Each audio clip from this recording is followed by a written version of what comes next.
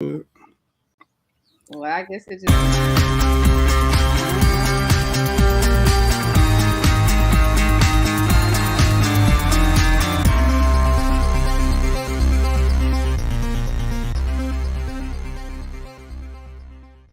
Are you a victim of domestic violence? Since 2013, From Ordinary to Extraordinary has helped over 3,000 women, and we want to continue to rebuild the community with one family at a time. Please make a donation or sign up for volunteer opportunities today at IamFote.org.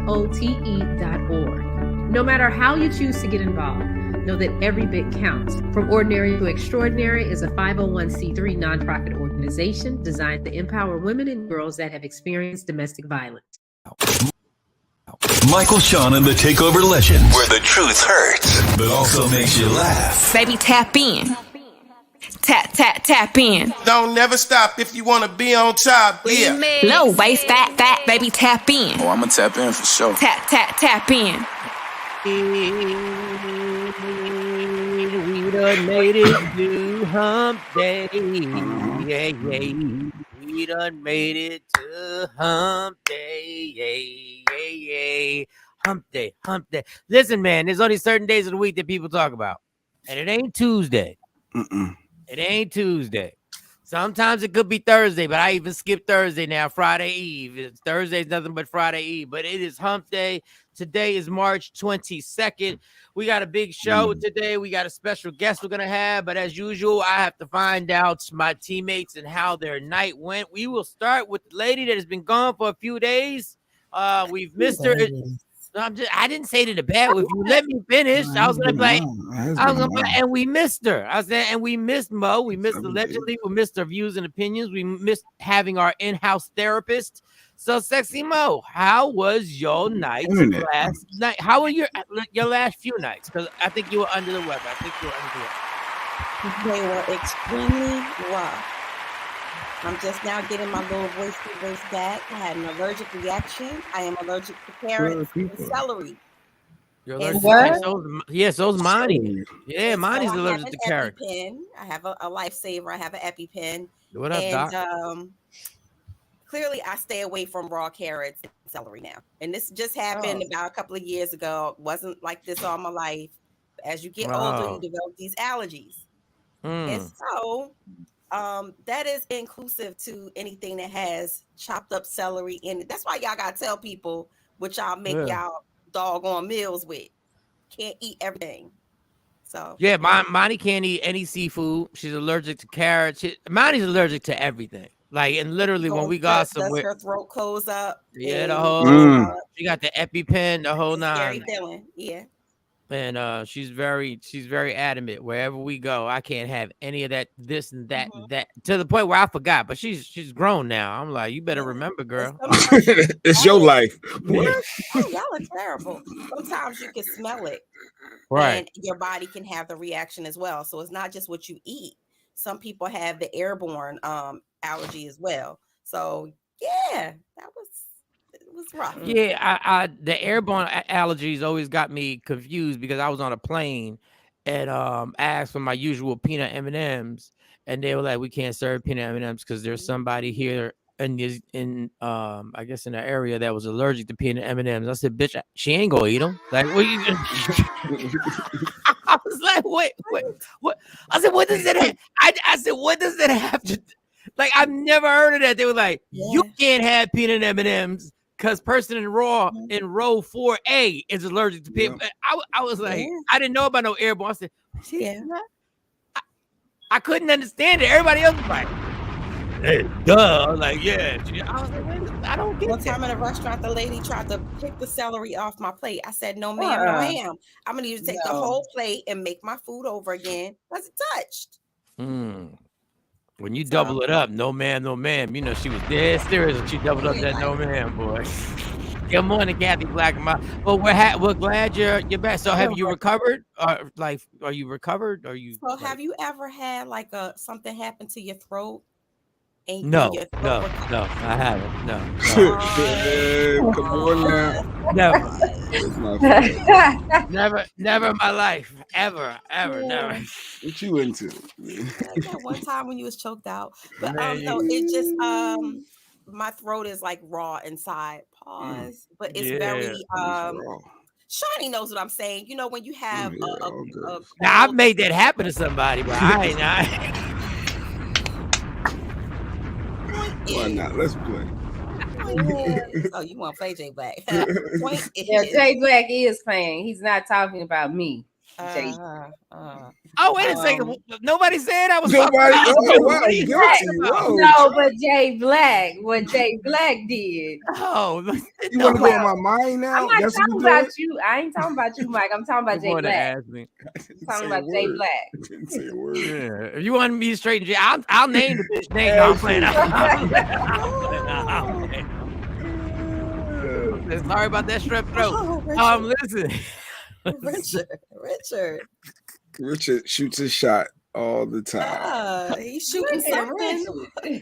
Richard just be he dipping his toe, as I call it. He taking the toe. I know you married, but if you ever want to cheat, Richard, come on, dog. Like, what are we doing? Like, what we like? If the woman's significant other is now watching, now you're gonna put pressure. Then now they're not gonna want her to do the show. There's gonna be some type of sidebar comment. Richard, you gotta start thinking more about us and not about yourself, dog. You gotta think about us. You gotta think about us. Come on, man. Hard enough to wake up and do the damn show. Come on. Hi, Ashley. See, you don't see Ashley saying nothing crazy. Good morning, Afro Queen. All right, Shawn. Well, welcome back, Mo. Welcome back. Thank you.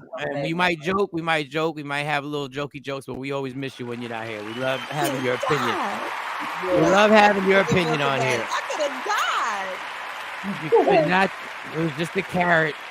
It was just a carrot that you swallowed. That's all. That's all it was. You almost took me out. That's why they say spitting is better. That's what I heard. Oh God. R.I.P. Sexy Mo shirts on the show. Oh no. Lady Q, hey, that could be something. Oh man, you always found a way to capitalize. Yeah, you know, always got that lady in the slave shop. Always got in there sweating. Stacy, gotta make more shirts today. Jay's like, you know, we gotta recoup on the money on this equipment, right? Like, I'm not trying to put no pressure on you. I'm just saying. Good morning, Aristotle. Aristotle, what's good, my dude? What's good? Aristotle, we gotta link up when I get back to Dallas. Shawnee Scott, how are you, Shawnee Scott?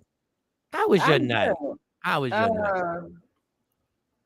It was so last night I had my first information session about the 12-week broadcasting class. So Mike was on, and then DeWayla was on. We were missing just one person. And I'm here looking at emails for like some of the people that missed because they had to be at work. So we figured that out. But it went well.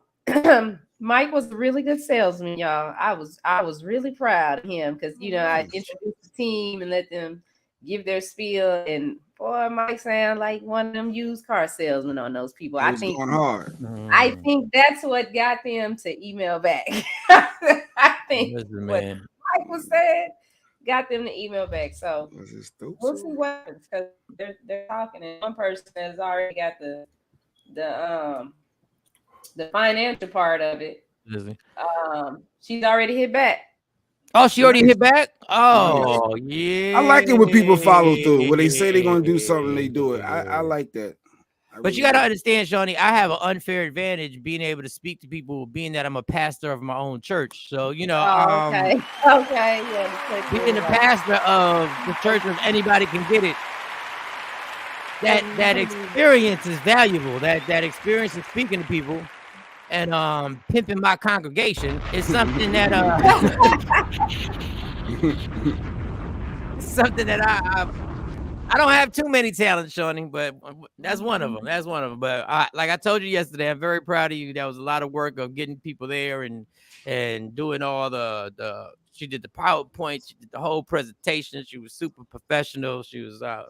I was like, okay, girl, okay, Boss girl. lady. I was like, she did a damn thing, and I was very impressed. And when you see somebody going the extra mile, because I'm not the extra mile type of dude. I'm just gonna let you know right now, I'm not the extra mile. You the bare minimum, just enough to get by. I'm the type of person, I lower the bar. Right, I lower the bar, then I jump over it, and then I go ta-da. I'm telling you right now, that's what I do. That's what I do.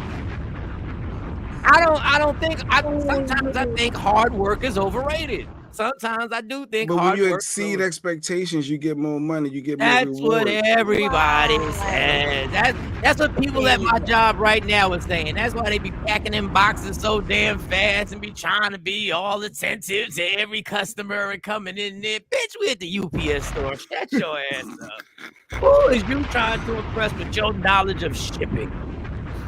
But my point being is that when you see somebody else in your team go so hard, then you decide, all right, since we're gonna go hard, then we're gonna go hard. Then we all gonna excel. Like if everybody's going above and beyond and they friends of mine and they on my team but then I said, all right, damn it. I'll wake up early and do the show. All right, so Jay Black, and we did an extra one. We had to actually do an extra one because somebody a lady came in late, and God bless her soul, because I truly, what I told her, I truly believe she has a real genuine kindness and energy about her. And I don't meet too many. That's the one that's like, that the one? Yeah, that's who's ready to move forward. And in this day and age, we don't see too many people with just kindness, because that being kind ain't in style. You know what I'm saying? Being kind, and she had a real. The best word I can do in the morning time, I had better words last night, is she just had a perky energy, and she was just really sincere about wanting to do something, and she wasn't over there just saying that she's about to take over the world. She just had a sincerity about her. So shout out to her, and thanks for following up on the whole situation. And Shawnee, congratulations, because this is just the beginning. It's just the beginning. Thank you. It's gonna be a big course. Thank you. Don't forget the email. What's the email, Shawnee, that they need to email you? Info at Media Room 360. Info at Media Room 360. If you want to learn, if you want to take this course that Shawnee Scott, if you want to do what we do and you believe you can, and I believe you can, but you want to do it the right way, and you want to get trained correctly, and you want to get the fundamentals from marketing to editing and the background, the techniques and all that other stuff, to the broadcast situation, to how you book guests, to how you get relationships with guests. Actually, we should have had Jay Black, but Jay Black don't go above and beyond unless it's for himself. Unless it's for himself. What are you talking about? If I see light at the end of the tunnel, I go all see, unless it's for himself. Unless he sees sometimes the light don't come until you start digging through that tunnel, son. It's the church of anybody can get.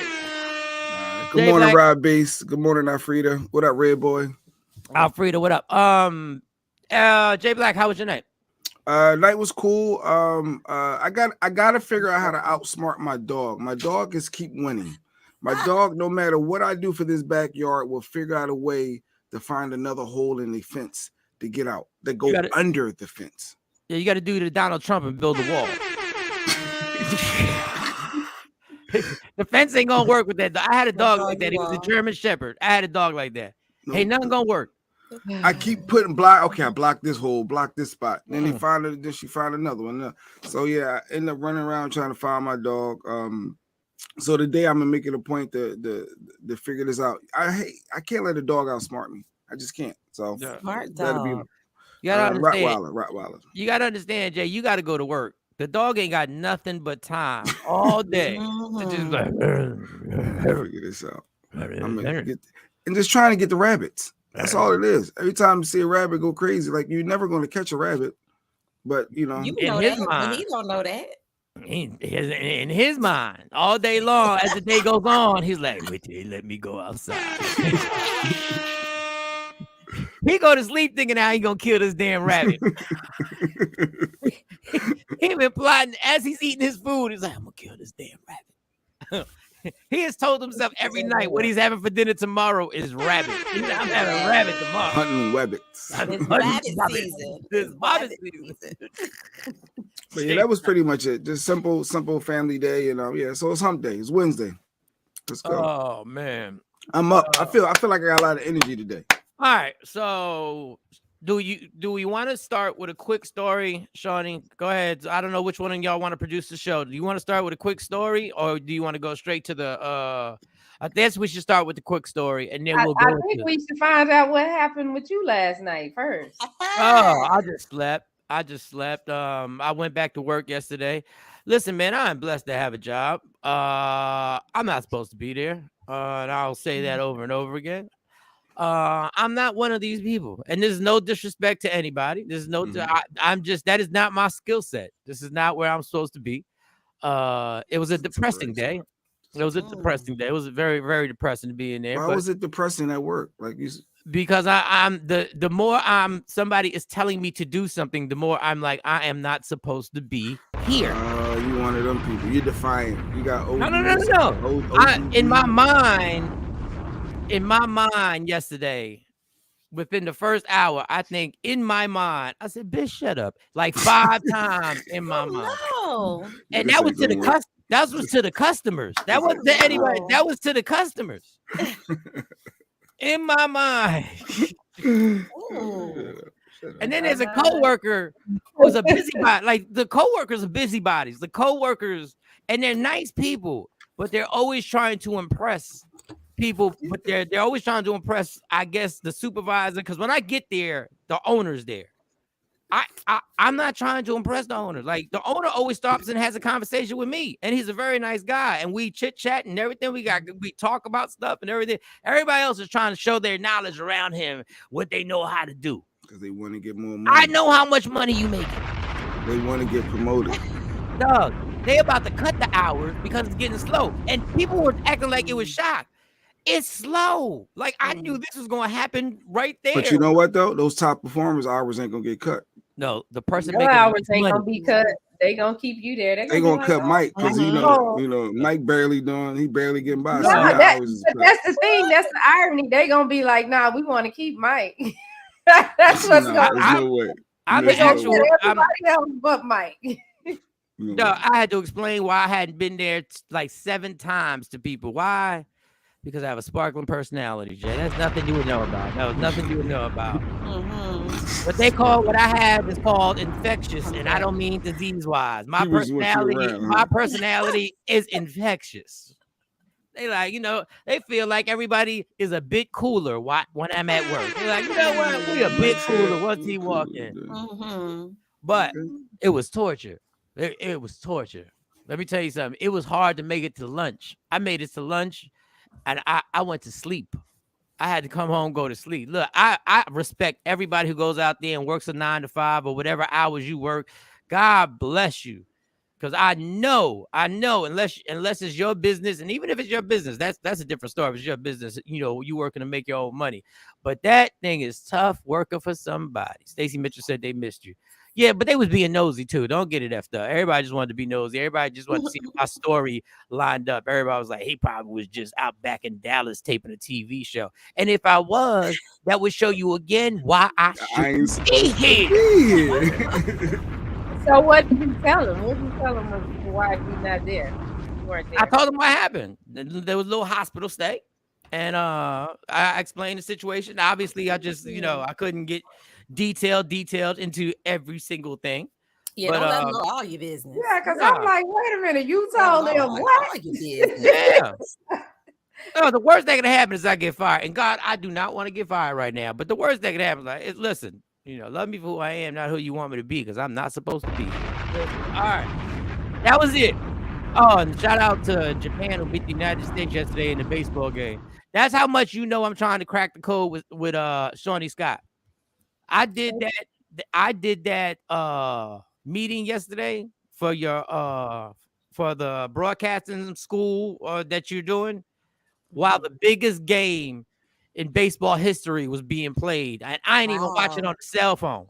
And I was sitting there like, and boy, he was sitting on the Zoom call. He was sitting on the Zoom call, vaping over there, puffing away. You were vaping during the session? Yes. I'm a rock star. What are you talking about? Smoking his box. I was like, oh my God. I'm a rock star. He over there.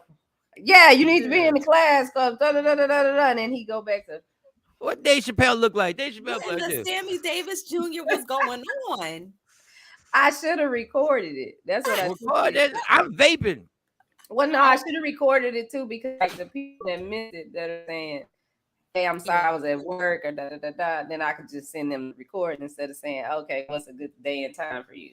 So, Good point, Kathy. Oh, Kathy Black Miles, I've never quit a job because I understand that. I've told people who have decided to walk into their jobs and quit. I'm like, why would you quit? Make Like, them fire you. Just get fired. That's all. People don't like that on their resume to be able to say You they ain't got gotta put fired, that- so they'd rather be I out. ain't gotta never put you on my resume. I never People have don't to want to put lie, you on- but they don't want to lie. No, I don't have to. I you put ain't the talking job about they out. don't want to lie. They don't. Shit. People they rather quit than because somebody say, "Hey, Yeah. what happened at your last job?" Or, "Hey, explain to me. You know why aren't you still there?" They not gonna say I got fired. So, I'm you not know, putting that job on there anyway. I Don't decided put to the leave. job on there. Unemployment. You make But up you need a something work else history. What were you Yeah, doing for the you last can 5 finagle a years? work history. I got friends. I Yeah, finagle a you work can. history. And Jay You Black, ain't you talking better to an answer the phone. 18-year-old, Jay. You're not talking to a 19-year-old. And you better answer the phone, Jay Black, because I could not work that. I worked with you for 5 years. You're tired. Yeah. What? Yeah. And then I check your social media, and then I see you talking trash about your previous employer. But go ahead. That's a lot of work, boy. That's a that- lot of work to do a background on somebody. Don't check the No, social yeah, media. you're not supposed to do that. You're not. Don't check my social media. Just check the morning show and come listen. Subscribe. Like, I ain't hired, Mike.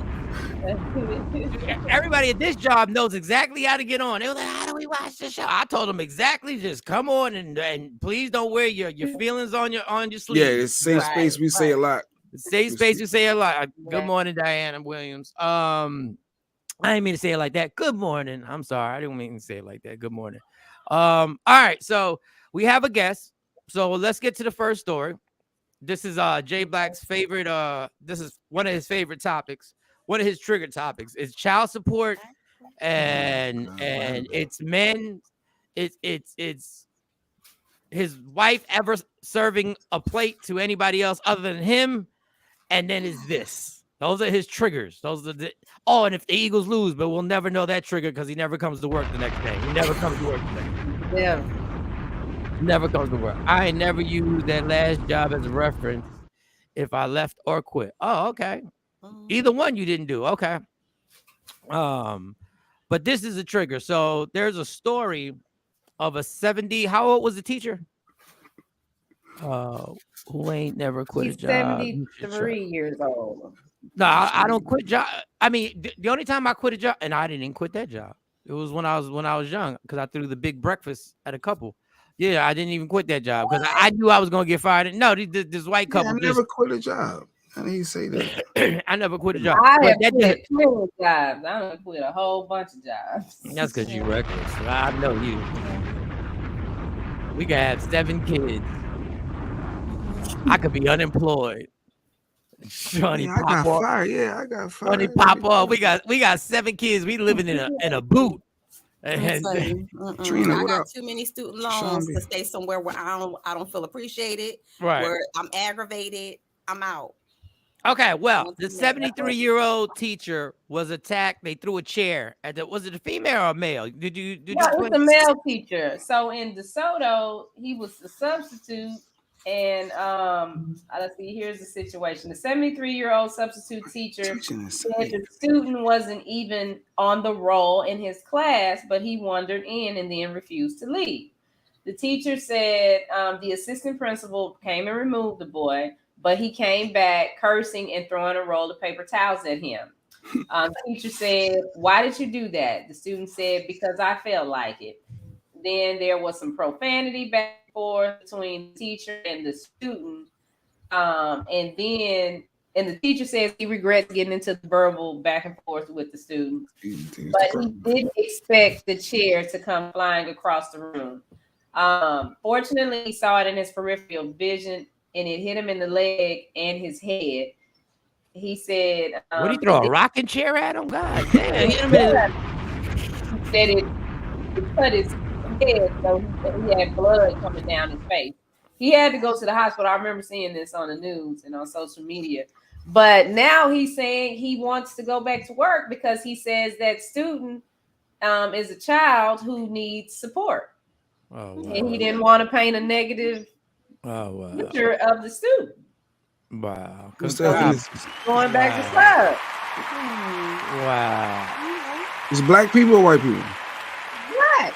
This is black. And he threw a chair. You knew it was a black guy when you heard that the chair got thrown. You already knew that. When paper No, I'm trying to figure out why you 73 and being a teacher. 73, that's too old to be a teacher. You're not connected. No, he's subbing. My mom is 73. You're still a teacher. You're still responsible for kids. So at 73, you telling me that my mind, different I'm mindsets. not capable of teaching someone? Come on, Jay. At 73, you have a different old school mindset, and that's so why we got 73. Why we got connect. coaches who the greatest coaches in football and basketball in their 70s. They coaching 20-year-olds. I'm just telling you, my first thought. I'm just answering the question. Don't tell me what you answer the question. Why is it in the most? Give me a 73-year-old coach that's coaching 20-year-olds that's a champ, that's winning. Who? Give me. Who you saying? John Calipari's close to 70, and he's close to 70. Yeah, he's close to 70. So he's probably like 65. Krzyzewski, who just retired last year, was in his mid-70s coaching Duke, winning NCAA. When was the last time he won? When was the last time he won? Duke, 3 years ago. Like, what are you talking about? All right, that's a small sample size. Bill Belichick is in his 70s, son. You want me to continue on? You should have got more sleep. You should have got more sleep. Well, we have a 80-year-old president. Our teenagers and our kids are way different mindsets, and I don't know if a 73-year-old is mentally able to keep up with the youth today. That's my thought. No, we just got guys, 70-year-olds who are able to keep up with the greatest athletes in the world. Because that's a career, and they're trying to build to get to the playing field, to get their bag, to get their money. Well, so if y'all wasn't running the young teachers out of school, we wouldn't need 70-year-old teachers.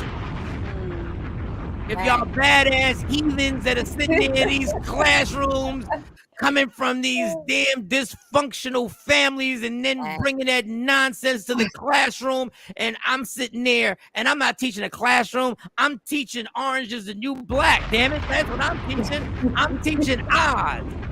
I gotta teach a whole classroom of New Jack City. Got to be kidding me. Nick Saban is 71, bruh. Nick Saban. It's the difference when you're trying to make it to the league. Of course you don't listen to that. He's teaching college kids. If y'all stop running these teachers out, the poor 70. Anyway, the point is the poor 73-year-old. Okay. We'd like to applaud you because this man could have been bitter. This man probably could have pressed charges and done all this other stuff. And he decided that he would go back and try and help this young man and try and be a mentor to this young man. But Jay Black said, your ass is too old. Stay home. Lady Q comment brought to you by Woke Up Inspired. A 73-year-old teacher isn't rare. That's how me and my sisters all had the same teachers. Okay, all right. Q comment brought it up. Clap it up. I see the name change. I had a teacher that was in her 80s, and she was sharp. She taught one of those crazy maths, like the trig or something. Yeah, I never saw those classrooms. Yeah, I mean, you graduated from high school and you didn't have trigonometry. Easy. You just needed 3 years. No. All you did was, instead of taking that, you took business math. Business math. Yeah. Wow. I went to a white high school. So did I. I'm trying to figure out, how did you circumvent the process, sir? But all right. It was just once you got through pre-algebra, geometry, and then algebra 2, then that was it. That's all you needed. You ain't had to take trigonometry. You didn't have to take calculus? No, you didn't have to take calculus.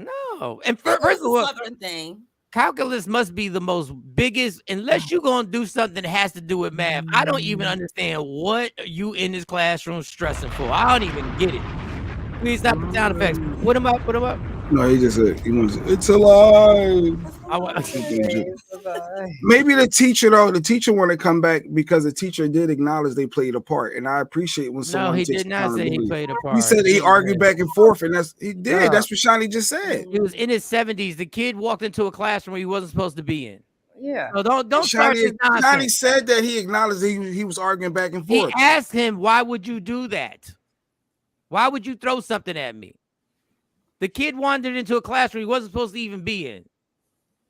Like, we really not gonna start defending these badass kids when they just roaming into people's classrooms for no reason. Then they throw a rocking chair at an old man and and hits his forehead and cuts his forehead and all this other stuff. And good morning, Brian. I'm just saying, there's always another view. There's always somebody that plays a part. We don't ever just get to a chair flying. Usually something builds up. He's and the I think the teacher acknowledged that. He's not even some back and forth. He's not even a student. The dude just wandered in. You so right. I made it to calculus and said, "Fuck yeah, man, fuck calculus." Boss man. Yeah. So what I said, Jay, is the teacher said after the principal removed the boy, he came back. The boy said he used some profanity talking to him, and he engaged the student verbally, and that's something that he regrets. But the kid was out of line. The kid shouldn't have even been in the classroom. So how can you defend the kid? No, I'm not defending. I'm just saying that as an adult, we are more responsible and in charge and have to de-escalate and control scenarios and situations. So by you arguing, going back and forth, I don't think that's helping in the moment. I'm just saying. You know what's funny about you is because you got to control the situation that you in. You think you're qualified to do what a teacher does because of the situation you in, and they ain't nowhere close to being in it. That's like telling jokes at a family reunion and thinking that your ass can get on stage and do what I do. You ain't nowhere close. I'm just saying, as an adult, you're managing situations, you're managing people. Because and guess what? Just like you told me, the people that you're managing are getting paid, and they got responsibilities. You're just getting paid. That's why. No, but the kids ain't getting paid. So the kids, it's a lot more difficult to manage kids when you can't hold a paycheck over their head and be like, you got to be able to connect. You got to see that car note. Yeah, I see the car you just got. I think Jay Black, we should do undercover substitute teachers and send Jay Black into the school to be. I know I could be a good sub. For a whole week. I'm empowering you. You're feeling like you're in control, but you're really not. I'm getting results through you. I know how to motivate you and get you to perform and connect at the same time while getting this job done, and we're moving this needle. It's not that difficult to manage people with different personalities. Yeah, I don't think it's that difficult. But your employers can't say fuck you, Jay. Money back then, because that means I don't need a degree for all this stuff that I'm doing. Well, Mo got all the degrees. She know you got to manage people, right, Mo? Ain't that part of what they taught you with your degrees? You got to manage personalities. No, doesn't work. I don't know where we're going, but go ahead. That's just my thought. You don't just get the flying of cheers. Something built up. Jay always think just because you can pimp the panties off a chick that you can teach a classroom, like you can control the classroom. Just because I'm like, boo, you know, I love your sparkling personality. We're gonna be the you think all that stuff is just gonna work when you in the classroom. As an adult, he was responsible for all the other kids in the classroom. You sound silly. All right. Let me get to this.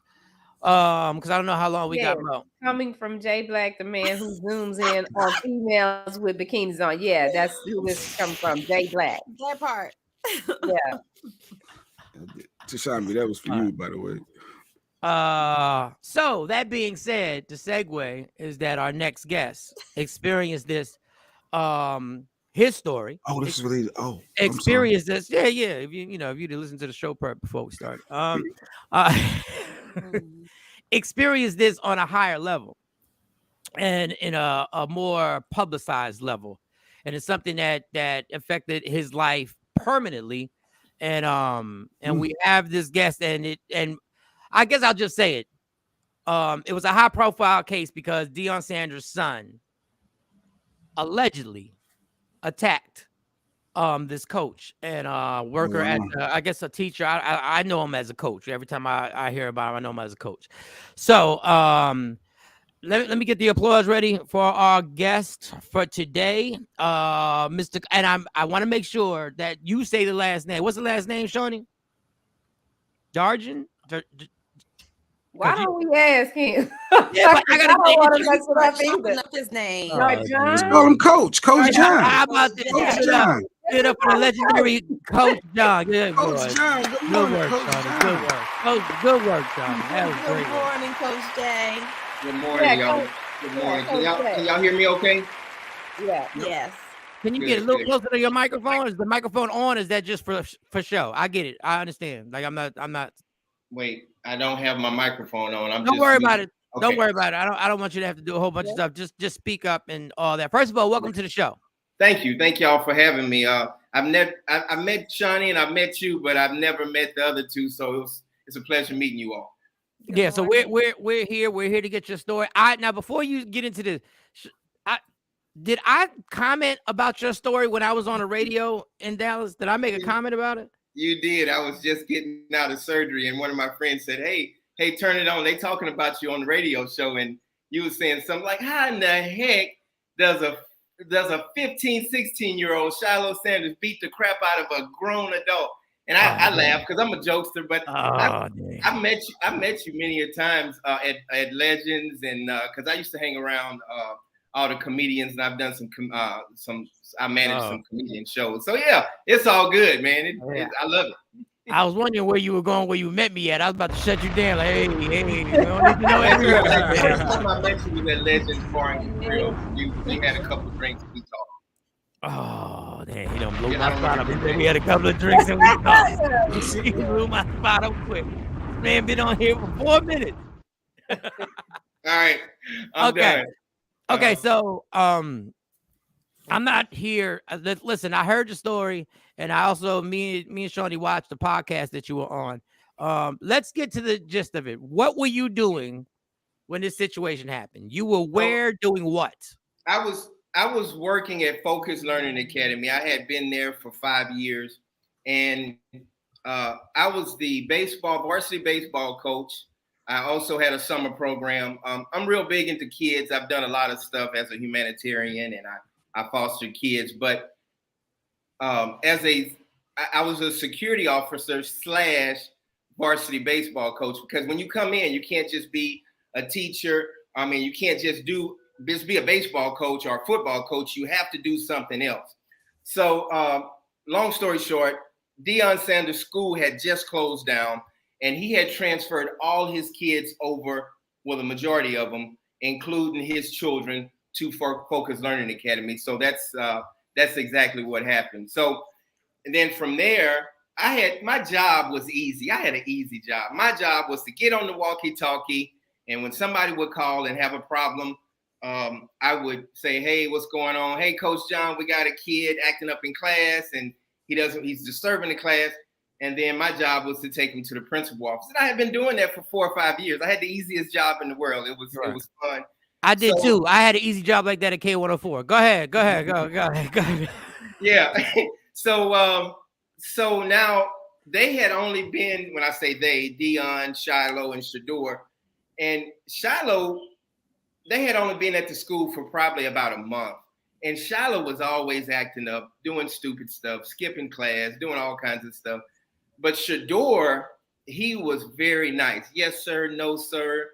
Thank you. Mm-hmm. And I never met Deion Sanders' daughter, but she was there also. But so I'm headed to lunch one day. This is September 17th, 2015. I'll never forget it. I'm walking to lunch. I'm going to Subway, and the principal said, "Hey, Coach John, I know you're about to go to lunch, but can you please go get Shilo? He's shooting dice in class." I said, "What do you mean shooting dice in class?" He started a crap game in the front of the teacher. And I said, "Really?"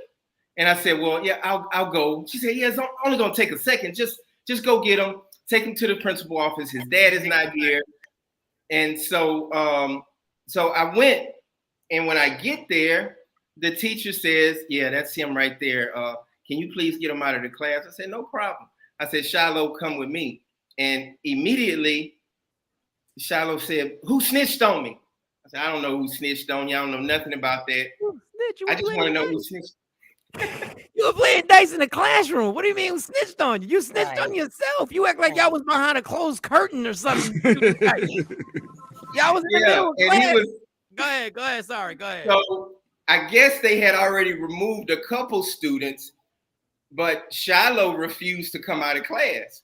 So he wanted to know who snitched on him, because they had already pulled 2 or 3 people out of class, but Shiloh's the one that pulled the dice out of his bag and started shooting, that started the dice game. So we walk in, and I said, "Man, don't worry about that. Just come with me." So we walk in halfway down the hallway, and he said, "Hold up." He said, you must don't know who my daddy is." And so you know, I'm a jokester a little bit too. So I'm playing dumb. So I said, no, tell me who your daddy is. And he said, oh, my daddy, Deion Sanders. He run all this. He run all this. And I said, well, what you trying to tell me? He said, you might want to think twice about taking me to the principal office because this might be your last day working here. You might lose your job. I was like, oh, okay. I said, man, I'm a grown man. Oh, he tried to Suge Knight you. Hold up. Oh, he tried to Suge Knight you. All right. So at that moment, you guys, you're thinking to yourself, I'm a grown ass man. I'm just ready to go to lunch. So I bring him to the principal office, and Coach Hart, he was over the disciplinary part. And I said, Coach Hart, and Coach Hart does like this. He said, oh man, we only been at this school for 4 weeks, and you acting a damn fool just like at your daddy's school. So he said, give me the dice. And I said, yeah, he got the dice in the bag. And Coach Hart was like, give me the dice. And he said, no, I'm not giving you my bag or anything. So he said, man, I'm gonna let his daddy handle this. So he went to the ISS. He said, send him to ISS. So I take him to ISS. I'm thinking I'm done. I'm like, okay, I can go have my Subway sandwich, you know, my spicy Italian. So I'm getting ready to walk out. I hear a call on my walkie-talkie. Coach John, he is acting a fool in ISS, and he's on the phone with his mom, and he doesn't want to get off. And I didn't know that Pilar and Deion had all this big divorce and all that stuff because I wasn't really into the Deion Sanders, you know, Pilar thing. I wasn't into that. But they really hated each other guts. And I didn't realize that until, you know, after the fact. And Michael Shawn, you was about to say something. I'm sorry. Oh, no, you wasn't into that. You was into getting drunk with Michael Shawn and Legends. That's what you was into. And I ain't mad at you because if you get drunk with me, you're going to have fun. That's all I'm saying. But go So go ahead. So the next thing escalates. Now you realize that Pilar, now in hindsight, you knew it was a very messy divorce. And we had Pilar on the show before. So what happens after? What happens now? So they finally called me in ISS. They said, Coach John, he's acting a fool here. He's on the phone. So I have to go and get him.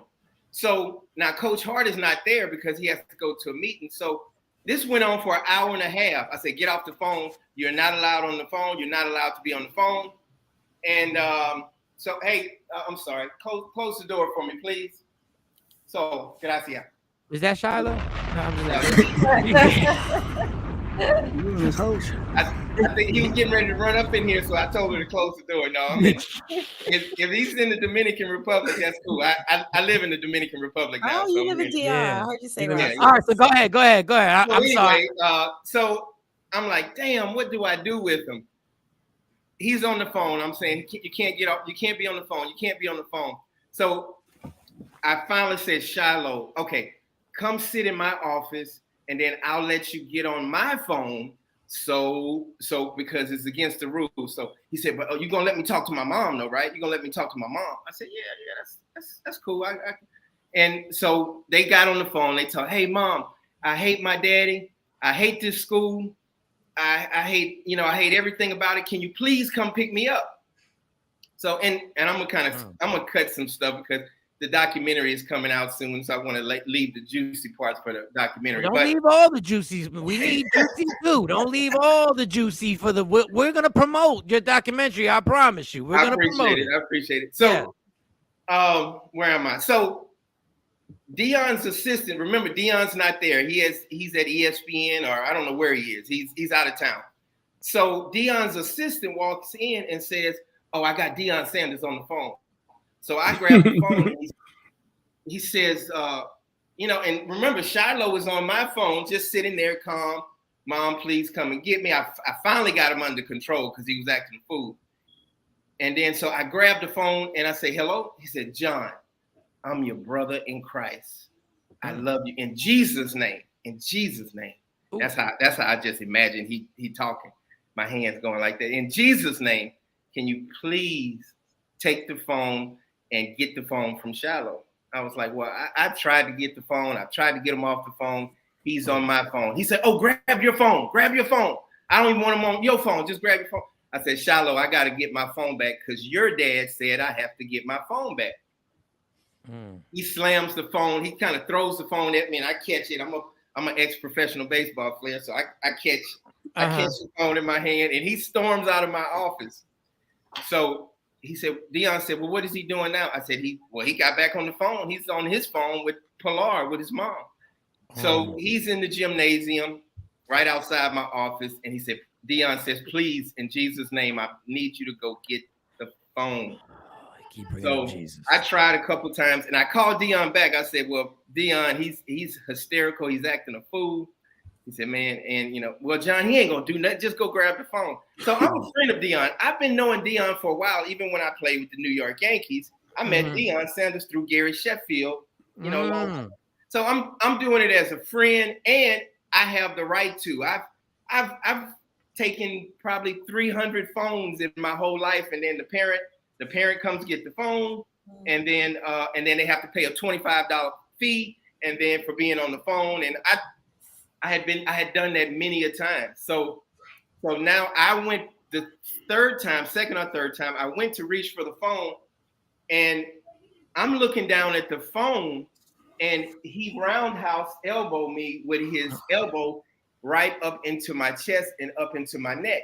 Right. So damn. I'm like, damn, he just hit me. So, I'm like, and I'm a person that like, hey man, I don't know what just happened, but he starts to come at me, and then he punches me in my face twice. I'm like, oh shit, he just punched me in my face twice. Damn. So now I have to go into defend. Yeah, because you gotta fight. Because you gotta defend yourself in Jesus' name. Like you gotta defend yourself in Jesus' name. Like no, but in all seriousness, now you're about to defend yourself. So do you ever defend myself? So now I was taught, because I had my security license and I was a level 3 security officer, and now it's restrain. That's what they taught us, restrain. Or you can use force with force. I could have punched him in the face. I could have punched him back. Right. Because you are allowed to use force with force to get somebody off of you.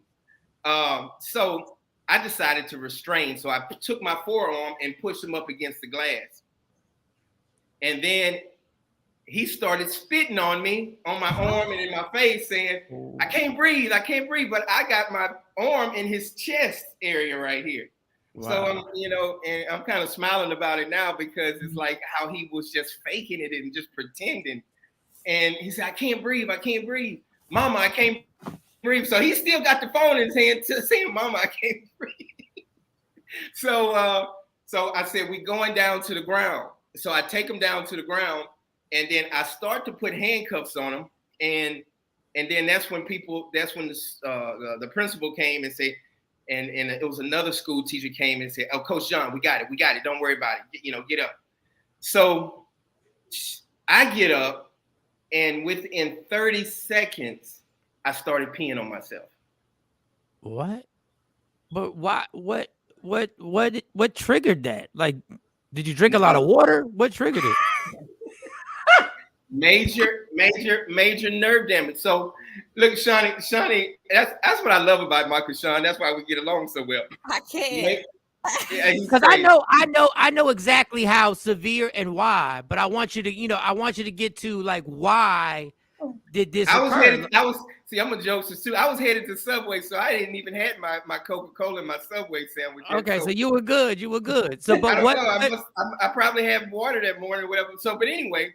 But what happened? Why did this? What triggered this? What was the extent of your injuries? Like what happened? Because we're thinking it's just a scuffle, it's just a fight. It doesn't seem like something like that could happen. So go ahead. I know it, and a lot of people say that the actual blow with the elbow round. And remember, I don't know if you guys know that Shilo had been training with Evander Holyfield and MMA guys and Mike Tyson and stuff like that. So that's and he's an athlete. Shilo is a very good athlete. So. The roundhouse was very hard. I want you guys to understand the two piece to my face. I didn't took 2 pieces to my face in New Orleans and Baton Rouge, Louisiana, where I'm from. So the blow with the elbow caused major nerve damage. So, and then I said, damn, why am I peeing on myself? And then one of the teachers said, coach. And then my fingertips started getting numb. Everything started getting numb.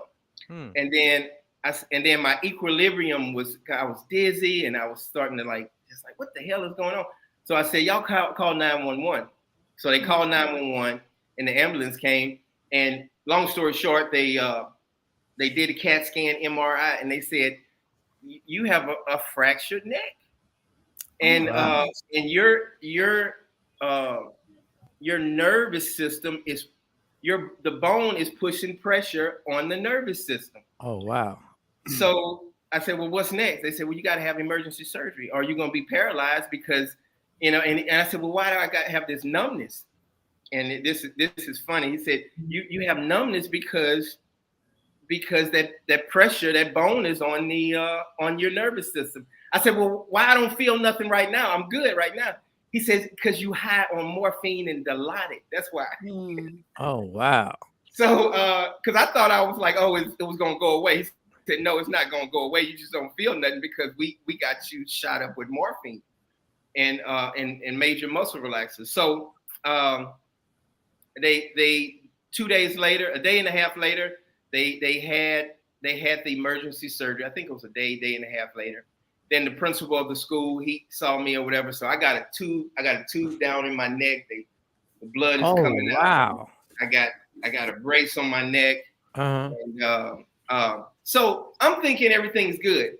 I got lawyers coming out the yin yang and just trying to say, hey, you need to sue Deion. You need to see Deion. And Deion's a friend of mine. So I'm not thinking about suing Deion. I'm just thinking about, hey, am I going to be able to walk again? That's all I'm thinking about. And I got my friends calling and, hey, you finna get paid. You finna get paid. I'm like, all right, Coach John, stay right there. It's the top of the hour. It is 3 minutes after 8 o'clock on the East Coast, 3 minutes after 7 o'clock in Central Standard Time, and it's very early on the West Coast. Start right there. Your friends are calling you right now, and they're asking you, I know you about to get paid. I know you about to sue this dude. I know you got your lawyers on deck, and your response is? My response is, man, Deion is a friend of mine. I'm not thinking about that. I've never sued anybody just to try to get a whole bunch of money. I'm gonna talk to Deion. I'm gonna tell him, exactly what happened. But Leroy McClure, the owner of the school, he came by and said, man, I've been praying for you. I'm glad everything's all right. We know you didn't do anything wrong. You've been found not guilty by the school. So Deion Sanders, later on down the line, this is months later, I'm just recovering, and I see a TMZ report. My son did not beat the crap out of my son. My son didn't beat the crap out of a school staffer, and I'm like, what? Why did he even put this in there? Why is this even in TMZ? I have video proof. So Deion Sanders stole the camera evidence, and I'm saying he stole because he admitted it in court, in deposition, under oath. He said, yeah, I had somebody to steal the video evidence on the down low. Wow. So we would never see the video evidence, and we had 4 or 5 cameras in the school because schools have cameras. Right. So he stole the videos. So that's one reason the judge probably ruled in my favor, because she was like, damn, why would he steal the videos? And he's like, where are the videos that I don't recall? I don't know. Everything is I don't recall. I don't recall. So if I did something wrong, if I attack your son, where are the videos? So he only put a little snippet on TMZ of me going and restraining him. So he said, as you can see, John DarJean is attacking my son. And I'm like, you're not going to show what happened before that? So at that moment, you realize when he does that, he's protecting his son, obviously, but also he's really not your friend. You do realize at that moment that he is not your friend. So when you see the TMZ video and you see that you're being set up now, and you see that there's now this is all your words. This is not the words of Michael Shawn, not the words of Jay Black, not the words of Shawnee Scott or Sexy Mo. We're going on the words, and I'm going to be serious for the rest of this interview right now. Gotcha. This is where my last name is DarJean. DarJean. Okay. All right. DarJean. So at that moment, does that change? Obviously, that must have changed your mind and said, okay, since we're going to do this and you're going to try and slander me, now is that when you reach out for a lawyer? That's when I reach out for a lawyer. So I didn't tell you guys what I had to have. I'm kind of rewinding. I had to have a 5-level neck fusion. So I have 5 rods in my neck, and I have I had a spinal cord stimulator, and I get Botox shot through my penis every 6 months, so I don't have to wear a diaper. So they put Botox in my penis and through my bladder, so it'll swell up. And so this is, you can't fake this. You can't fake this. Yeah. So all the people that always said, oh, he's faking it, he's just trying to get Deion money. That was never the intention. So anyway, where was I, Michael Shawn? I'm sorry. Wow. Okay, well now you figured out. Now you've seen that they're gonna slander you. You've seen the TMZ report. You're seeing that you're being painted as the person who basically was the attacker. So at this moment, you reach out. Do you at that moment decide I'm going to call this lawyer, or do you decide, because sometimes we are still in denial, do you decide I'm going to reach out to Deion and see what's going on? Which one do you decide to do? I decide to call Gary Sheffield and Kalita Smith. So me and Kalita is a good friend of mine from the Bernie Mac show. So I call Kalita. Kalita knows Deion Sanders. And I said, Kalita, call Deion and tell him to take this shit down, because that's I don't want it to go any farther. Then I called Gary Sheffield. So they both said, yeah, we called him. We talked to him. I said, well, what did he say? He said, he don't want to talk to you. I said, oh, he know he's lying. He's in denial. He's pretending like I did something wrong. So he just gonna roll with that. I said, that's all I needed to know. Mm-hmm. So the 6 lawyers that had reached out to me, I called my lawyer. One of my, I'm a Freemason, and one of my Mason brothers, I called him. I said, I'm ready to lawyer up now. Okay. And so he came to the, and right around that time, while my lawyer was there, early that morning, I hear Michael Shawn on the radio saying, I can't believe this guy got his ass whooped by a 15-year-old.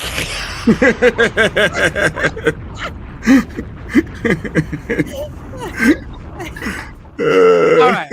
I know you said we were gonna be serious, but but this is not about me. But you have to understand, and Deion knows what he's doing.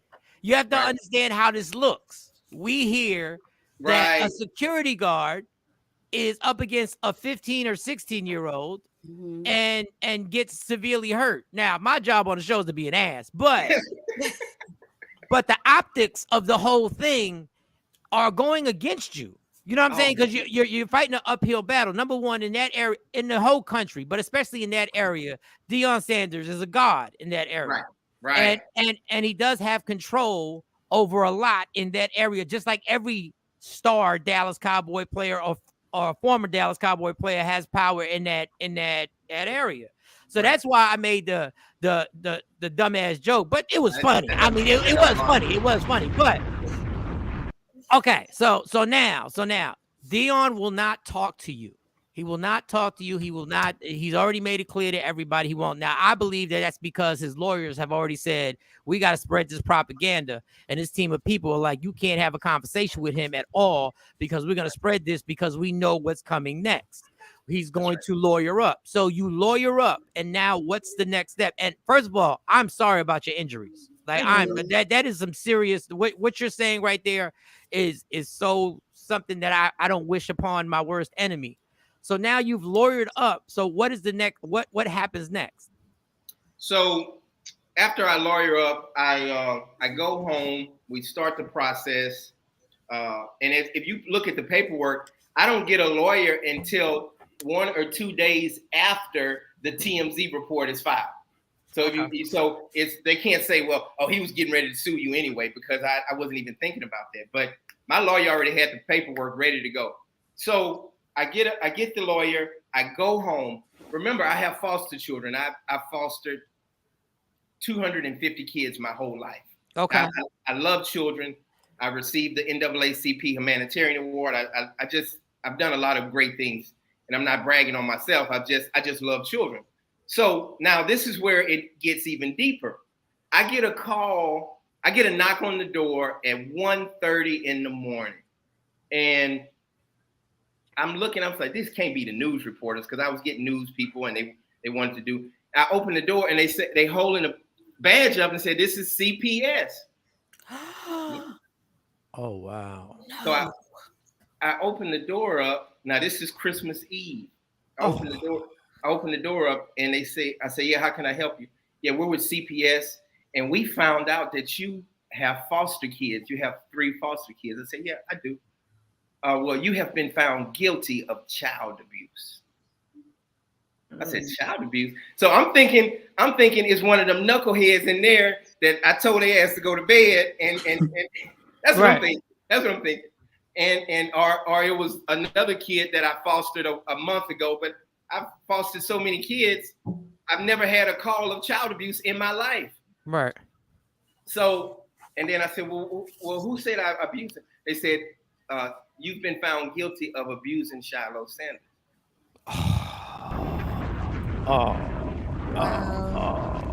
So I wake the kids up. I put all the clothes in the trash bag and the suitcase.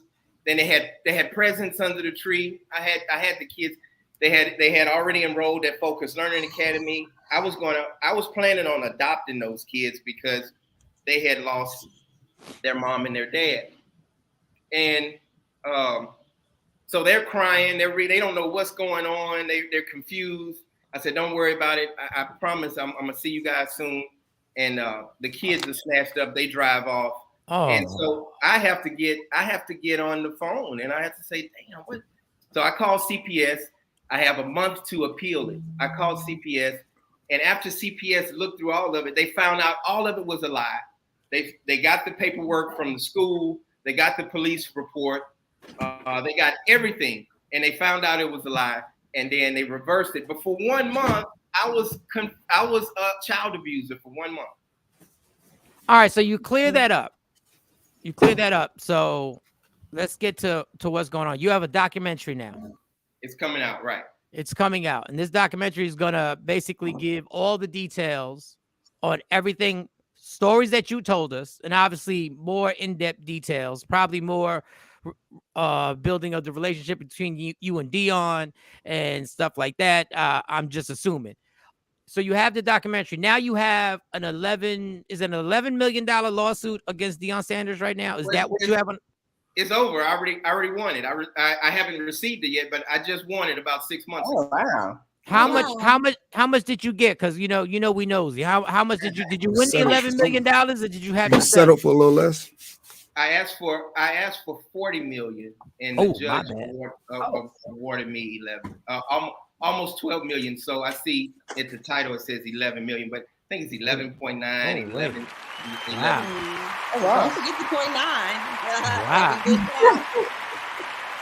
And I wish I can swap that out with all this nerve damage and these sleepless nights, and taking oxycodone and gabapentin and muscle relaxers every single day. I had a long night. That's why I have these bags under my eyes, because sometimes I have sleepless nights and major nerve damage. Now, when you go to court, when you guys are in the proceedings and the lawyers are there, is Deion Sanders and are they present in the courtroom when this is going on?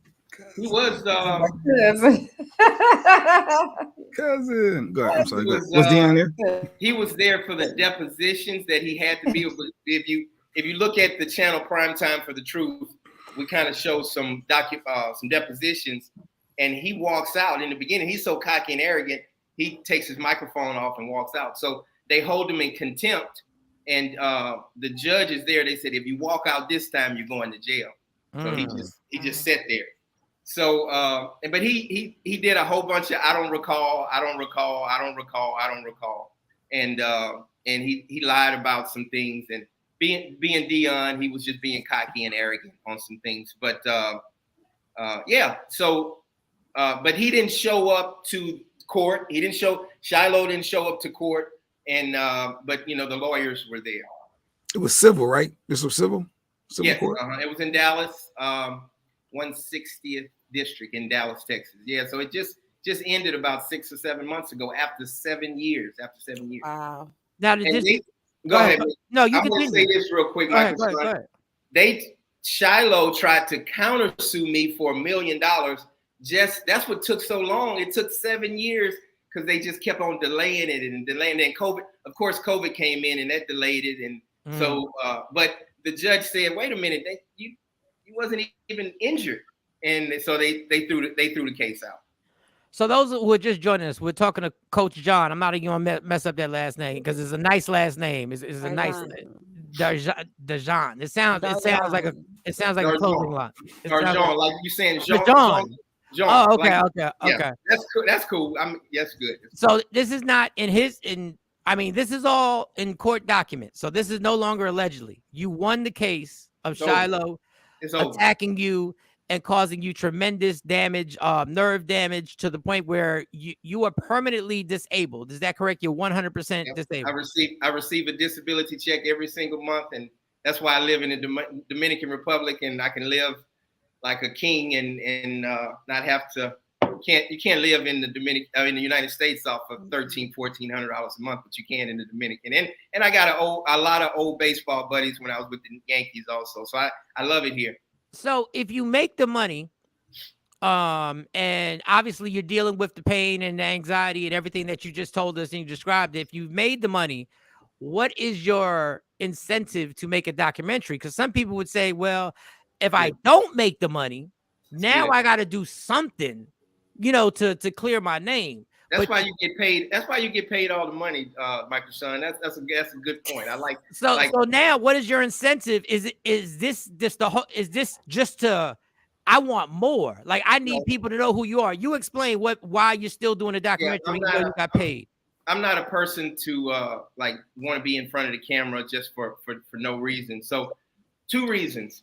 I want to show. That's why I started the YouTube channel, Prime Time for the Truth. I want to show people how many teachers are abused every single day in the United States. And a lot of these teachers, they get CPS called on them. They're automatically like the bad person. Oh, what did the teacher do? What did the teacher do? And that happens often. So the documentary is going to talk about that, how we need to really do something for these teachers that are only getting paid a little money, and they need to get paid $200,000 a year because these kids are off the chain these days. That's the first reason. Okay. And then the second reason is to show everybody that Deion Sanders was lying on TMZ. So all of those things, he was fired. He said I was fired from my job. I've never been fired in my life. He said I was terminated. He said I felt sorry for my actions. He said, just all kinds of lies. And so that's why I really want to put the documentary. I don't have any ill feel toward Deion Sanders and Shilo. I did in the beginning. I did, but I just thank God that now I can tell my story and be calm about it, because there was some stuff being from New Orleans and Baton Rouge that I wanted to. Yeah, I wanted to make. I wanted to go see him face to face. I'll say that. Go ahead, Jay, because I got another question, but go ahead. That was back then. Bro, Coach, I respectfully, obviously. That means he's about to be on some bullshit. Once he starts with that, he's about to be on some bullshit. I'm just letting you know, this is my best friend in the world. I know him like a book, but go ahead. In court, I'm sure Deion's lawyers asked this question. Was there a point where it may have been your ego that began that? Was there a point where when Deion asked you to take that phone back that you could have just said no and not put yourself in that situation? That's a good question. How did you respond to that in court? That's a good question. Actually, it came up like this. It came up, well, do you do everything Deion Sanders tell you to do? That's how it came up.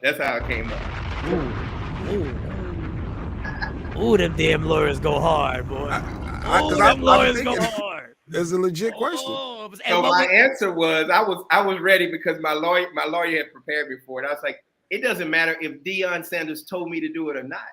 I was still in my jurisdiction, in my job qualification to go retrieve the phone. So that kind of shut him up right there. There you go. There you go. But was it a little ego? Was it a little ego that a 15-year-old is telling me no, whatever? And did you feel like you felt that you had to get husky? It wasn't a little ego in it at all. I was ready to go to Subway and get something to eat. I wasn't even thinking about that. We have issues because it was in Oak Cliff, so everybody knows about Oak Cliff here. I mean, so the school was in Oak Cliff, so Shilo wasn't the only kid that I had issues with. It didn't bother me. Ego don't bother me at all. I don't care. You know, kids can call me bitches and you a hoe and you're a fake Mike Epps, you fake Day and a fake top flight security of the world. Oh, I can see that. Oh, yeah. Not fake top flight. Mike Epps. Okay. So basically what you're saying, you had tough skin. And, and it wasn't something that this wasn't something new. What was new is the injuries that you suffered. Yes, I've never been an aggressive person or like, what? You talking about me? You talking about my mom?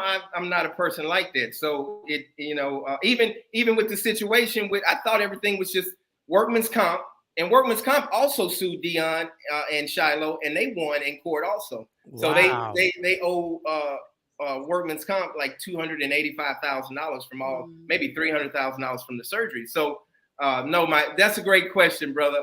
It just what do you go back, Jay Black? Yeah, Jay Black. Yeah, that's a great question. So I hope I answered your question. I got a question. So since you just wanted to go to Subway and get your Coke and your sandwich, like, why you just didn't tell Deion, now you need to, since he was out of town, somebody got to come up here and get him, because I'm not getting ready to deal with this. Because that's a lot to be dealing with somebody's kid, and then it's an issue between the mom and the dad, because that's what it sounds like. Shilo was upset. It was like the perfect storm, because all the principals and the disciplinary people had just went to a meeting. So Coach Hart and all of them had just went to some major meeting. So I'm like, man, usually I just drop them off and I go have my Subway or go do my thing or whatever. But I'm the only disciplinary person that's there. So for 2 hours, this went on for 2 hours, not 15 minutes, 20 minutes. I wasn't trying to be top flight security of the world and say, hey, give me the phone. I'm gonna whip you, give me the phone. I wasn't even thinking about the damn phone. He don't want to give up the phone. It went on for 2 hours. So after Deion said, hey, go get the phone, and then that might have pumped me up a little bit, Jay Black. It might have pumped me up. Thank you for being honest. Yeah. That might have pumped me up a little bit, because he was like, hey, go get the phone. I'm your brother in Christ. He ain't gonna do nothing. He's just a whole bunch of talk. So, and then I'm thinking to myself, okay, it's in my parameters. I can do it. I can go get the phone. Because I've restrained kids before. I've taken kids down before. I've never had a kid to punch me or swing on me, but I've restrained kids and retrieved things from them. But so that, I mean, I never even thought about that. I was taught to say what my lawyer said. Hey, that was part of your job. So I never went into detail about what you just asked me, but I knew in the back of my head. But my lawyer was like, hold up, John. Even if Deion did say, he didn't tell you to do that. He's not your boss. You still have in your rights that you can go and retrieve the phone, and then he hit you. So even at the end of it, but that's what I'm saying. Like, when it gets like that with a kid, I know like everybody has their role in what they can do. But when the kid is that out of control, at what point did you just say, okay, your mama and daddy or somebody got to come get you, because we not getting ready to do this with you? When mama wasn't coming getting them because she wasn't on the list to come and get them. That was the biggest problem. Pilar had no jurisdiction to come and get them. Grandmother wasn't around, and Deion Sanders wasn't around. Ooh. So I don't know. I mean, who was watching them? Who was keeping them while these people gone? I don't know.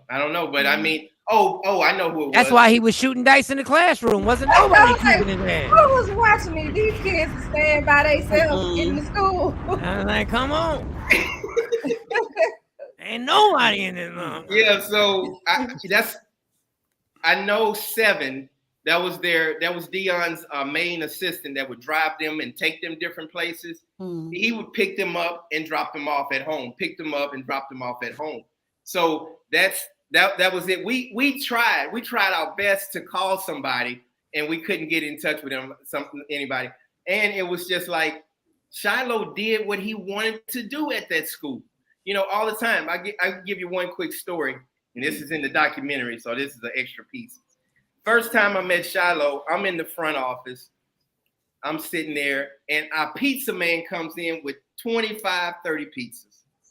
I'm like, oh, okay. Maybe it's for one of the staff members. I don't know. They're getting ready to have a meeting, Teachers Appreciation Day. I opened the door. They said, yeah, special delivery for Deion Sanders. I said, what?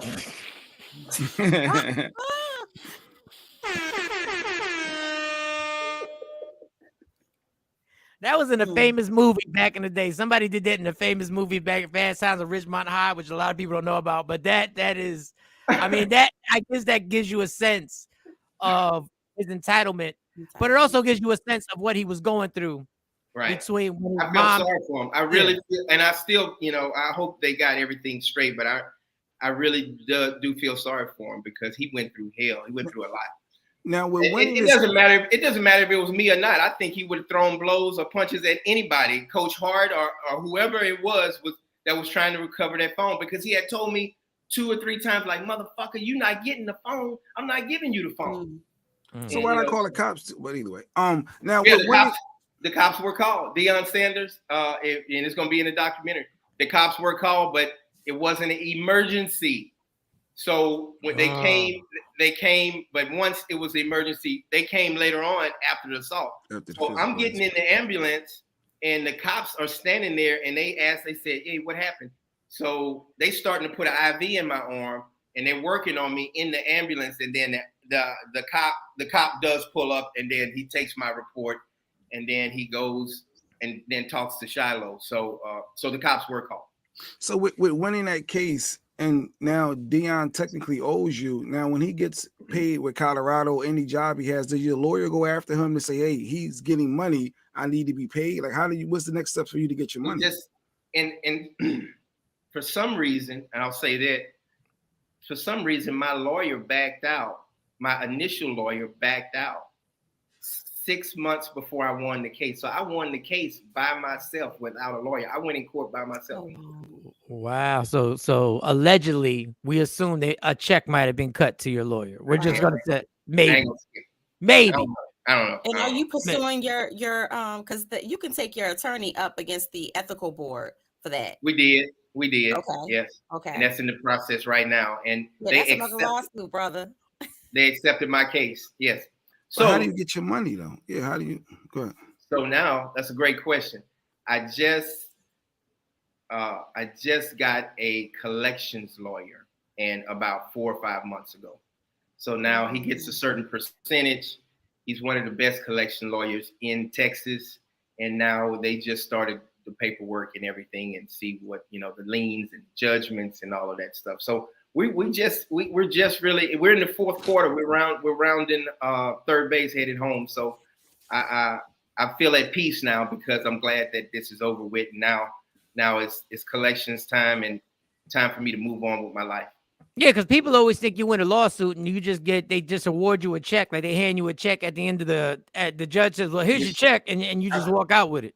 I wish it was like that, but no, that's what car accidents and truck accidents. Mo, do you have a question? Wouldn't your case be an injury accident? Aren't you? Yeah, but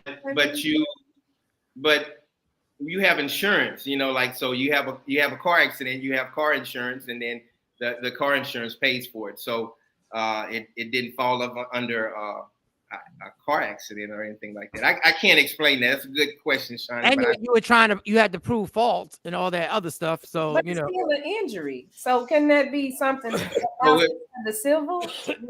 So who do I? What insurance company do I call? And I'm not trying to be funny, Shawnee. What insurance company do I call?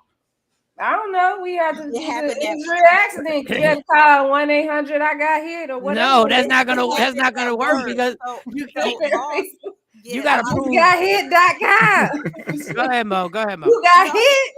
It happened at work. Hold on, y'all. Hold on. Go ahead, Mo. Go ahead. No, it happened at work, so you had to go through workman's comp.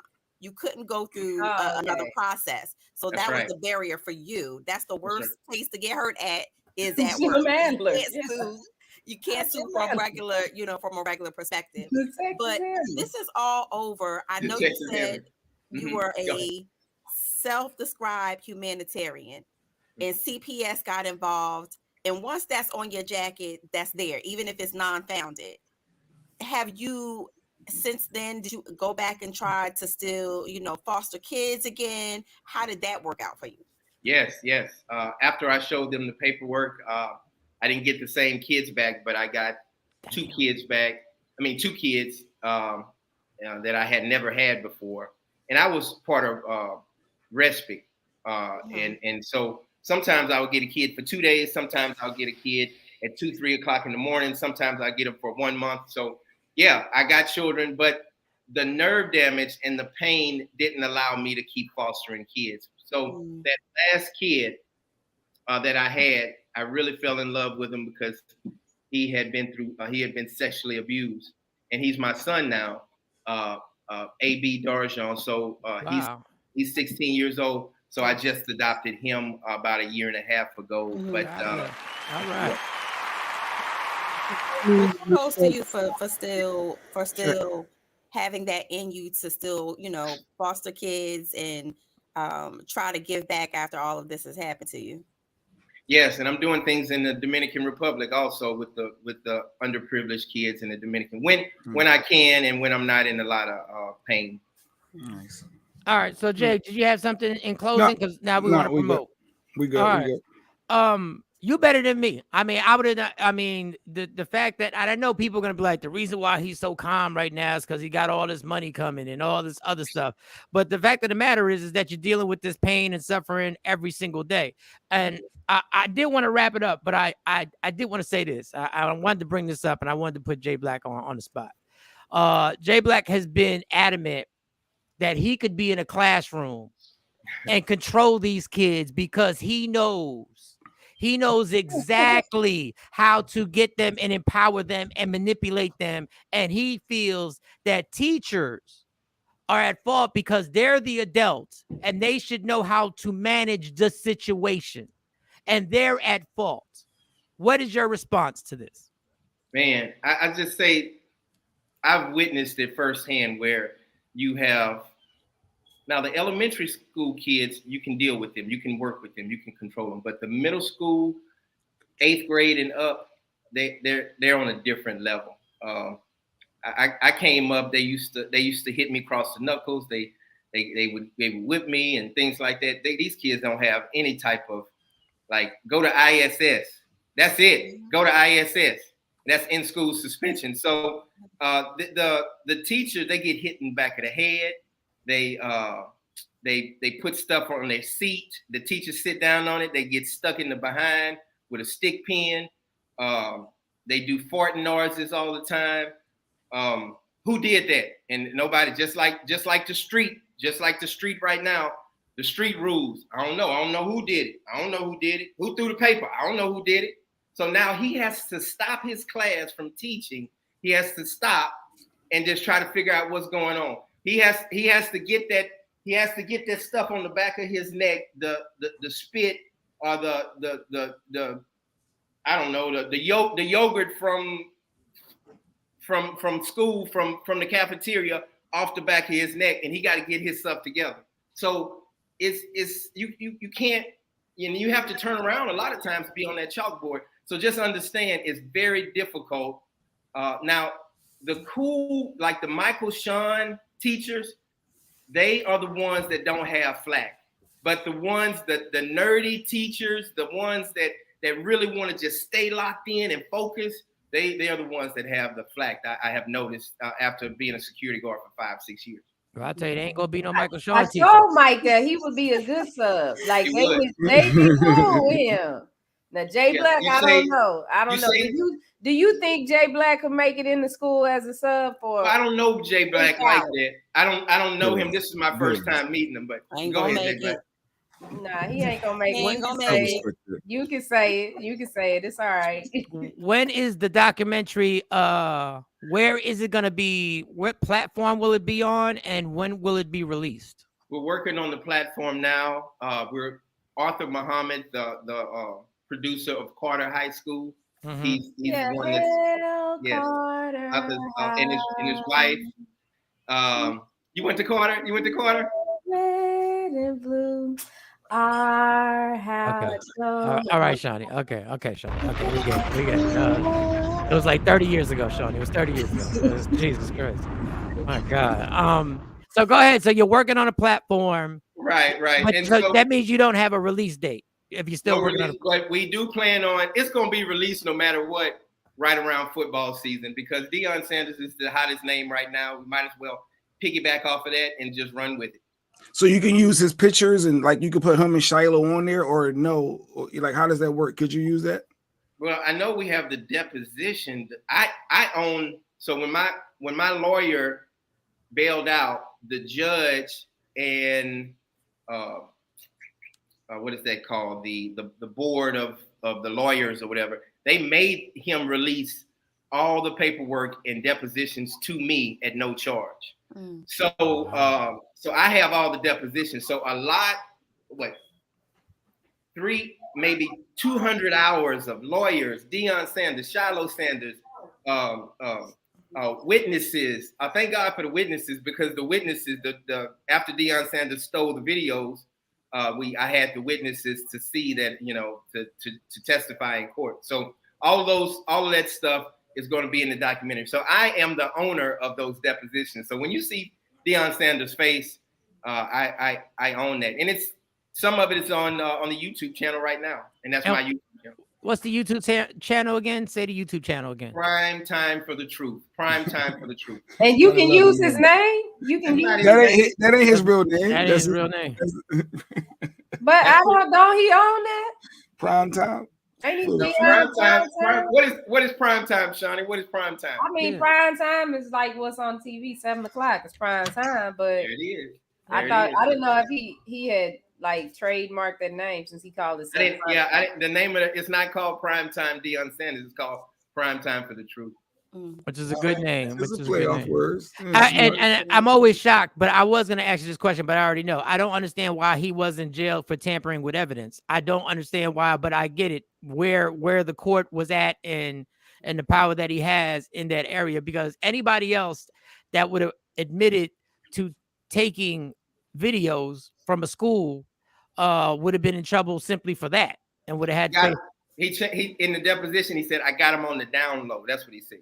Yeah, but that's even worse. Like the fact that you say you got him on the down low, you're basically saying I got him in an illegal way. But once again, these are the words of Coach John. This is his story, but this is all documentary. There are court papers.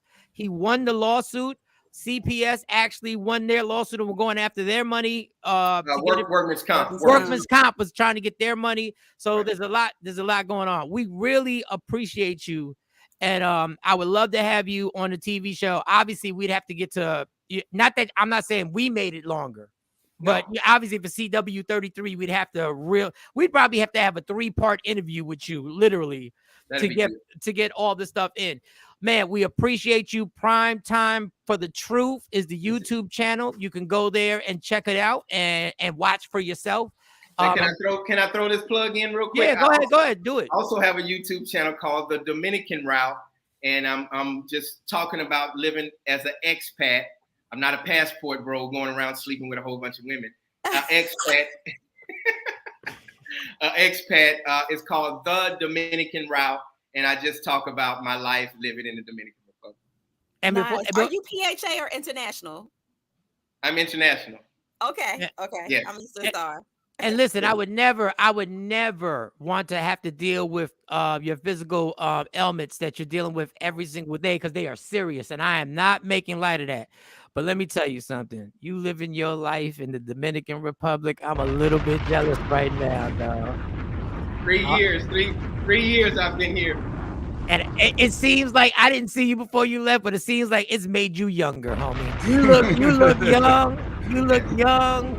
I appreciate it. I It's did. Mike. It's the papaya juice. I was when you met me, I had hair, but look, I got the tattoo in my head, so it makes me look right. like. Oh, you got the tattoo? Oh, you living that life. When you put the tattoo, that means what? I got the permanent fade, permanent line. Tattoo season. What? Oh, them Dominican hoes on a different level. Hoes is different. Hey, Coach Shawn didn't say that. Michael Shawn said that they different in the DR. Well, he married. He ain't married. So hey, right? You married? I just started dating a girl seriously. Y'all will see her on the YouTube channel. But I just started. He said I just started. Them first 3 years. I had to slow. Who want this bow tie? Who want this? I had to slow down, and I love the Dominican.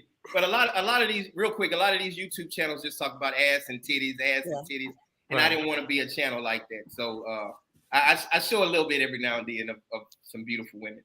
Well, I hope you enjoyed your time here on Michael Shawn and the Takeover Legends.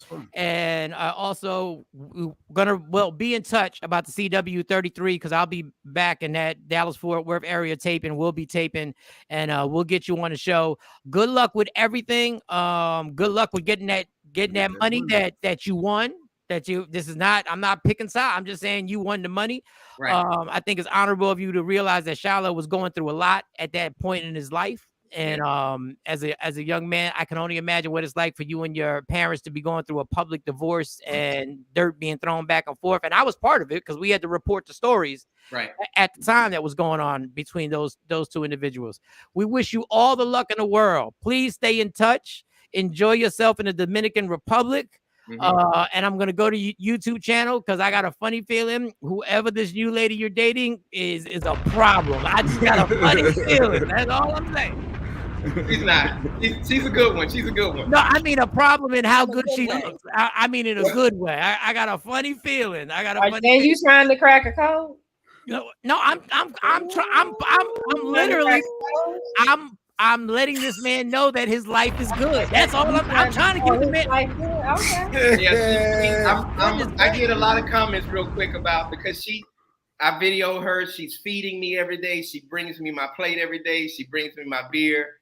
She does that. So now I'm starting to get some flack from American women. Oh, that's all you wanted. That's all. I wouldn't do that for your ass. So that's all we all want. Damn it. That's all we all want. What do you mean that's all you wanted?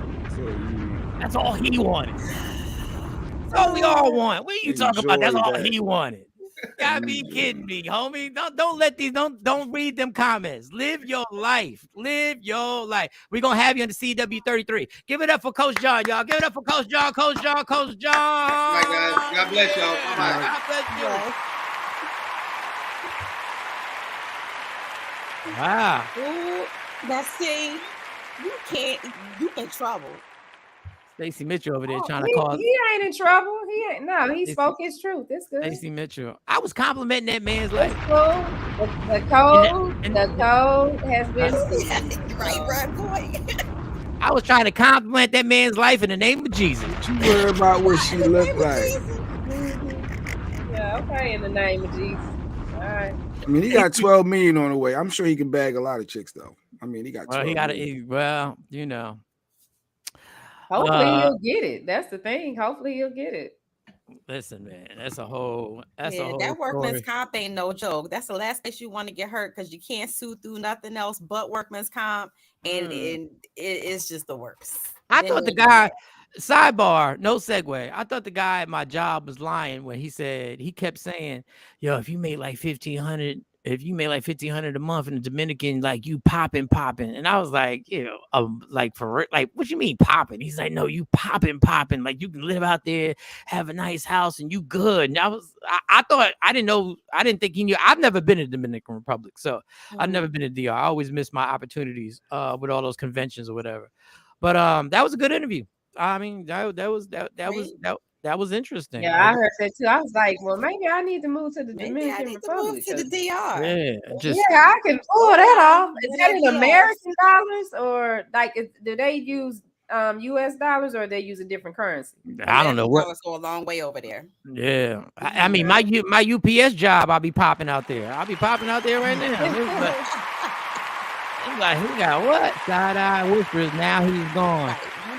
111 million coming. Now we don't know. He's being really it's pesos, but he's being really strategic with the documentary coming out when Deion football's career, first season began. That's smart. So he's trying to capitalize the name of the YouTube page.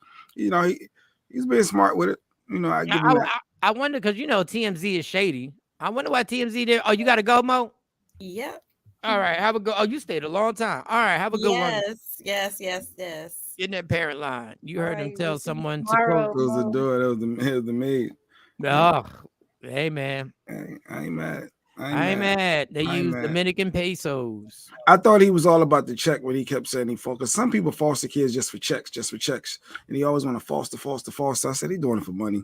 But when he said he adopted one of them, I was like, okay, because when you adopt them officially, you ain't getting no more checks.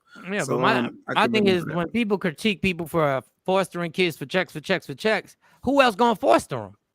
Like, where these kids but if you're doing it for the wrong reason, you ain't treating them right, though. You can clap all you want. There's a lot of people fostering doing it. But where are these kids, the parents that are doing it right?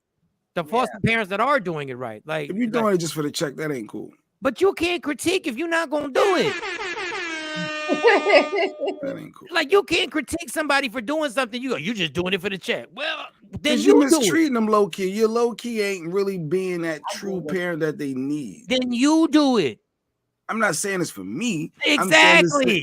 So how you gonna critique somebody that's doing something that you ain't willing? At least they doing it. I do still get money. Oh, you do still get money when you adopt. I thought it wasn't no more money involved once you adopt. I thought it was on you. Oh, I get what Jay's saying, but if they treating them bad, because some people do it and they treat the kids bad. I did hold back because he was a guest. Shawn said, "Jay, you held back on him, thought you?" He was a guest, and I like how it flew. I wanted to get the story out, and I didn't want to be disrespectful. But I did have some. Just ask the questions. No, I had other thoughts as he was talking, but I just wanted to hear a story. Let's hear a story. I did. I did. Well, that's your choice because I wouldn't have cared if you said what you had to say. Get that cheap labor, and you talking about the DR? Yeah. No, he talking about if people that foster these kids and they treat the kids bad when they come in the house. Jay Black, I really got to keep your name at the altar.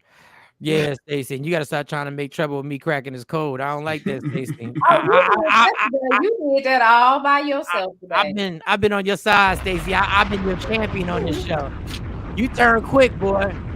You turn quick. Mike, how did you send me the picture of the chick already? You texting. He went to the YouTube page and sent me a screenshot. My hands have been right here the entire time. Okay. Unless there's a way I can do it mentally, my hands have been right here the entire time. All right. But this has been good. And tomorrow's another big interview. Yeah, tomorrow we have Perion Roberts, the American Gangster Trap Queen. She has a fentanyl campaign that she's gonna introduce to us.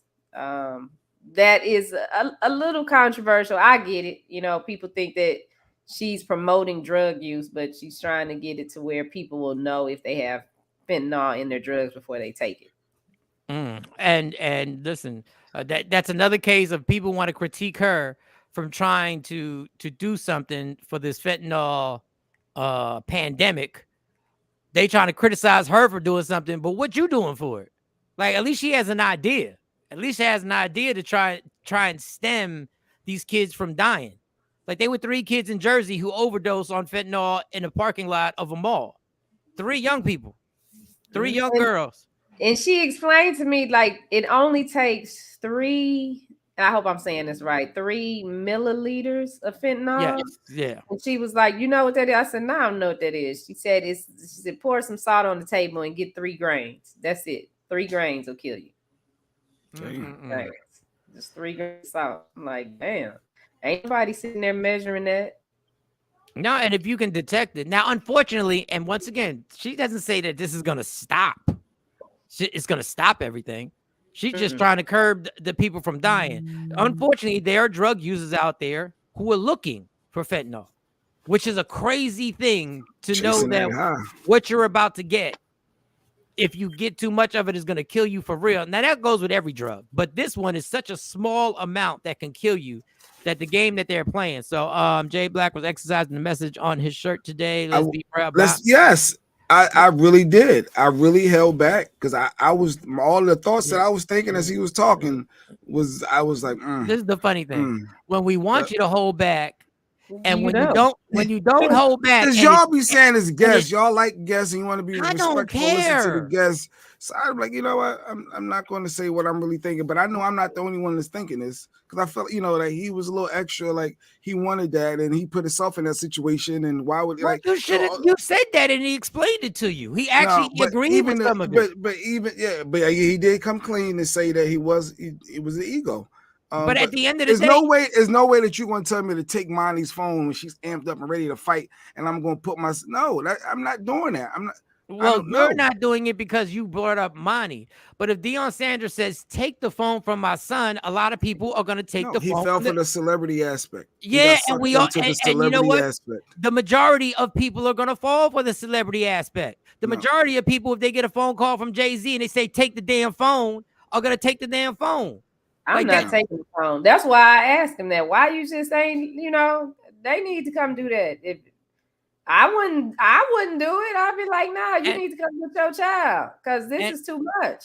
And I think he underestimated what that kid would. He could have never known what Shilo was going through. And I'm just making assumptions. He could have never known the anger he knew. He knew that he said that his mom was. No, he found out afterwards because he didn't think it was a big deal. He was talking to Pilar. He didn't think it was a big deal. Yeah, he didn't. That's his mom. Like he had no idea the anger that was built up in this young man. And I'm just playing couch therapist right now. So when you go to grab a phone, you grabbing the phone, you take the phone. But I'm not going to debate. The man is going through what he's going through. And got a civil case. Civil is easier to win than the main court. But yeah, he won. So he got his money. It's on the way. He could talk about it. He could make more money off it. So salute him. So go to the YouTube page if you want to check more out about our interview. Prime time for the truth. Deion knew. I feel like Deion knew too. Talking about tell him take it. He ain't gonna do nothing. That's when he just got on the plane and got back here to get his child because Deion knew the severity of the case. They should have told that little boy, you can't come to school. He can't come to school till you get back. Well, I'm not in the DR. I ain't get a check, so I got to go to work. That's it, y'all. Good job, everybody. Yeah. Love me for who I am, not who you want me to be, because I can never be that. And understand there's only one thing in life that's guaranteed: it will end. So enjoy every minute, every second. You fight for everything in your life. You fight for likes. You fight for parking spots. Fight for your happiness, and never let anybody take it from you. Michael Shawn, Jay Black, Shawnee Scott, Sexy Mode, the Takeover Legends. We will see y'all tomorrow. Yeah. Michael Shawn and the Takeover Legends, where the truth hurts, but also makes you laugh.